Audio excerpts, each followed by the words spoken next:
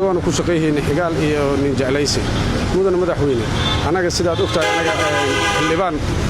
ma lihin markay xildhibaankeena 5 bilood ka hor cabashadeen iyo wax walba u geynay nashqadii iyo dukumeentiyada dhulkan waa u geynay inaan diyaar u nahay inaan sharciyeysanana waa u sheegnay anigu waxaan aaminsanahay asiga dhibaato noogama horeynin 5 bilood ka horna asigaana mermeeriyay wuuna awoodi waayay inuu hal maalin noo imaado sida uu awood ugu yeeshay inuu meelaha inta taga kareemka iyo xayeysiin iyo shaambooyinka iyo dumarka isku cadeeyaan inuu xayeysiyo intaas awood iyo jaanis uu yeeshay anagoo xigaalkiisa oo dadkiisa dadka oo magaca ku matalo awood uu noo heli waayay xataa inuu nagu qaabilo gurigiisa ama si sharaf leh noo soo dhaweeyo waa ka heli weynay waxaa jirtay 5 mar amalna u tagnay oo ay nagu heliyaan nabadoonadiisa dadka ugu xigay xataa muusan ugu soo dhaweynay qolkiisa gurigiisa fadhiga iridkaas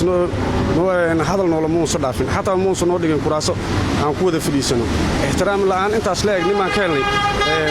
madaxweyne anaga xildhibaan noo maaha waagaan anaga xildhibaan aan raalli kana aan dooranana adaa dad ugu dambeeyay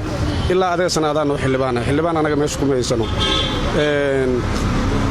haddeertaan iyadoo la joogo 2026 عدنانا إدلي عدو أهان هذا واحد جديد وأنتم معنا معها مدن مدحوينه عديقو نوفيرنا إلنا حريسة أو عاد نقول احترام يصح اللي بان لعنت عن هاي مثلا لعنت عن فوق من الدولة نوجمون سهلا سيد عبد الكريم صادق مع عبد الكريم إيو سيد نوجي لين عبد الرزاق بريتش مصلح محمود جني سيد نوجي ناجين بحودك معنا ناركنا سجل marka mudan madaxweyne waxaan ka codsanaynaa intaan iga dambeeyo hooyooyin iyo waayeelaan qaarkood xanuun iyo dhibaato la daala dhacayo mudan madaxweyne aday cadaalad ka rabaan anaga dhulkan dawladda inay leedahay waa aaminsanahay